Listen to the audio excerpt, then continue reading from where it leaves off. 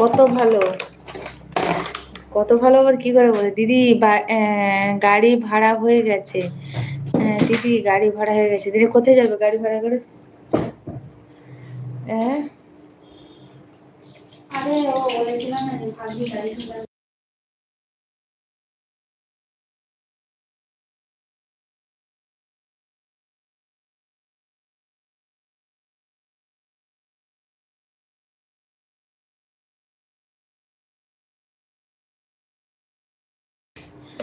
ও শুক্রবার মঙ্গল গ্রহে যাব। ও ঠিক আছে।